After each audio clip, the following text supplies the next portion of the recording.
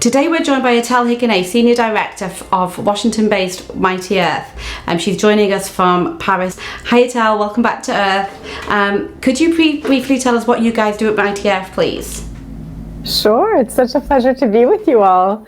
At Mighty Earth, we try to fight against deforestation in agriculture, because most people don't know this, but the top driver of forest loss in the planet today is agriculture. So that's our fight. Wonderful. Well, I've heard that you guys recently filed a formal notice of a lawsuit against Casino Supermarket in Paris and the supplier JBS. Could you tell me a little bit more about that, please? Sure, it's a very exciting case, actually. We are using a groundbreaking new law, which France passed a couple years ago, that really puts France at the forefront of, I would say, courageous innovation to protect the planet. And this law is called the Duty of Vigilance Law, Devoir de Vigilance. So as soon as that was passed, our ears perked up, we got all excited, we got ready, and the law allows NGOs like ourselves to file complaints and cases, legal cases, against any very large French company or a huge company that's international but based in France. So you have to have more than 5,000 employees if you're French, or 10,000 employees in France if you're an international company. And actually, Casino is way above that threshold. It's one of the biggest supermarkets in France. But what's interesting, it is also the biggest supermarket in Brazil. And it buys a lot of meat from the world's biggest and also probably the world's worst meat company, which is called JBS. It's like the biggest company nobody's ever heard of. And so we filed this case with indigenous groups in Brazil and in Colombia and with other French NGOs, because we really believe that every company like Casino that is gambling with the lungs of our planet has got to step up and take responsibility. So what exactly were Casino doing wrong that made you want to pass this against them? Yeah, great question. I mean, essentially, there are three things at stake. The first is that one of our sister NGOs, called Envol Vert, Green Flight, about taking off to new heights of green ecological activity. This NGO went and investigated on the ground and found deforestation tied to the beef in Casino's direct supply chain. So that is one clear, obvious, big problem. But the second thing is just more broadly that Casino pretty much shouldn't be buying from a company like JBS. Why? JBS has been documented to have legal deforestation, illegal deforestation, slavery, and land grabbing and violations of indigenous rights in its supply chain. So, I mean, that is in and of itself pretty crazy.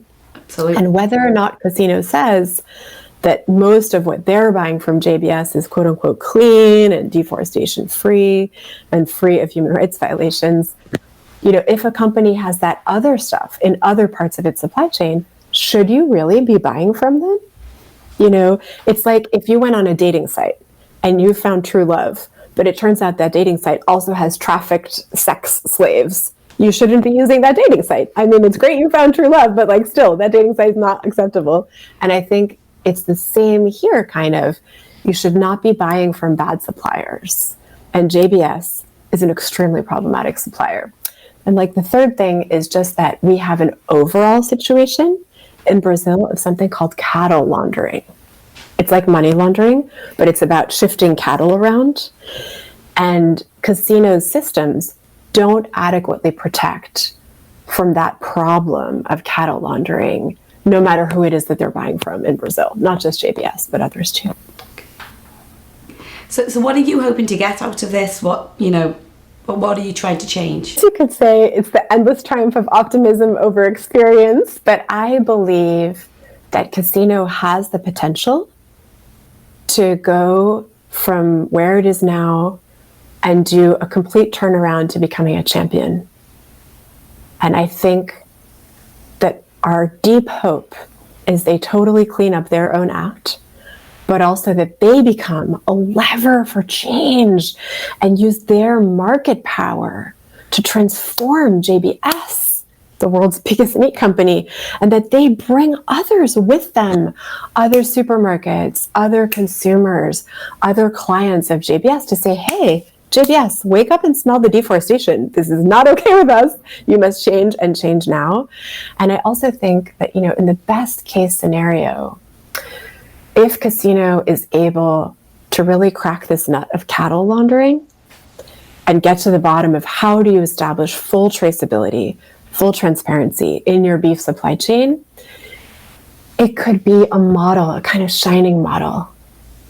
And how great would that be for the world's biggest, for the Brazil's biggest supermarket and one of France's biggest supermarkets to play that role? I mean, I think it's just, it's a lot to ask for, but it's a real hope. Totally agree with you, and I really think and I hope that's exactly what will happen after this. So to me, it sounds like it's an easy win for Casino that, they could use this and change and let other people copy them and be the leaders in every way, especially in deforestation and caring about the environment and showing the consumers that we care. So thank you for doing this. Oh, thank you. And I agree. I feel like it's probably something they can achieve and that they can do quickly. And it would be a small thing for them. In a way, you're right, it's an easy win for them, but it would be such a big thing for the planet. Wouldn't it just? Thank you. So what has Casinos so far, what has their reaction been to, the potential lawsuit? We have not really had a clear reaction from them publicly yet. So we're just waiting and hoping. We actually reached out to them as well ourselves to see, if they had anything to say, but we haven't heard back as yet.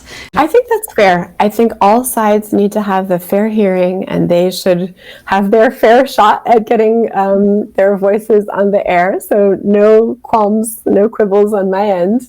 We would welcome the chance to go for a three-way interview. Yes, well, hopefully, you never know, they may come back yet, and then we will have you back on again. So I was going to ask you, this law, obviously, it's such an amazing law that France have created. Are any other countries doing the same thing, or are they looking to, to instill such laws? Oh, that's such a great question. I'm so glad you asked, because actually, yes, there are some other countries that are kind of chugging along in this direction. So Australia passed a law against modern slavery, which, don't get me wrong, I think that's amazing, because I feel it's insane that we're even talking about slavery today. We should not be in a world with slavery in 2020. So that's great, except that law also doesn't cover a lot of environmental harms. And the truth is, human rights matter immensely, but we are facing climate chaos. We're just like this close to irreversible cataclysmic climate change. So the fact that the Australian law doesn't even cover deforestation is pretty sad to me. I think it's also worth tipping our hat, though, to the UK. The UK just made a very interesting move a couple weeks ago. They announced a proposal for a new law in the UK that would bar illegal deforestation from entering UK supply chains. But what the UK law does not do is it does not include legal deforestation or human rights violations. And why is that a problem? I mean, obviously, we all want to stop illegal deforestation. It's very bad. But legal deforestation is not great. And there are many countries where the laws are weak, very, very weak.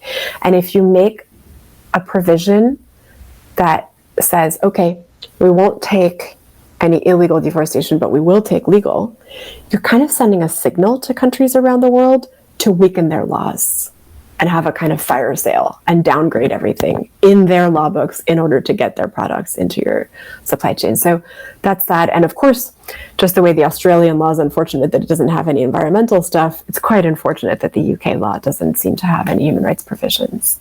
But yeah, there's even a California law that came one vote short last year, just one vote short, and it might get proposed again. Who knows?